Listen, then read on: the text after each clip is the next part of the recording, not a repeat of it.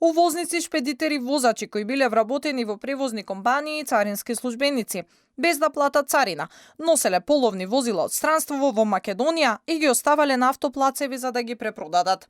За неколку месеци од крајот на 2023 и во текот на првата половина од 2024 пренесени биле 35 возила во вкупна вредност од 20 милиони денари, со што буџетот поради неплатени давачки е оштетен за 150.000 евра.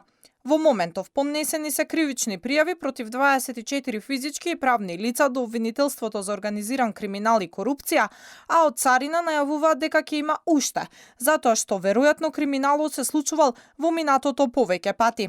За овие 35 возила биле замешани 2 шпедиции, 2 увозници и 1 царински склад. Голема веројатноста во изминатите години овие дела да се случувале повеќе кратно.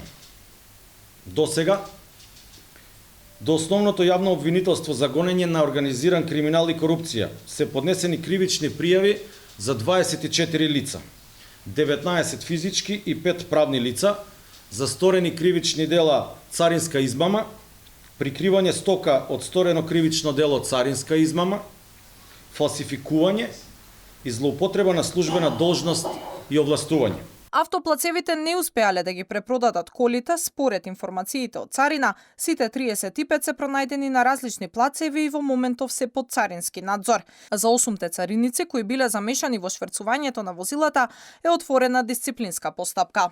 Сторителите на кривичните дела, кои биле учесници во добро организирана и разработена шема, изработувале фалсификувани придружни документи кои се потребни за завршување на царинската постапка и фиктивно го раздолжувале транзитот без при тоа да спроведат царинска постапка. Така, без да бидат платени царината и другите увозни давачки, возилата биле пуштени во слободен промет и истите завршувале на различни автоплацеви во државата. Николовски најави во иднина расветлување на целиот криминал кој што се случувал во царина, како изголемена наплата на давачките. Само за пример, во изминатите 6 месеци наплатата на данокот за моторни возила е драстично повисока од претходно. Во јули 2024 во споредба со истиот период 2023 наплатата била повисока за дури 46%.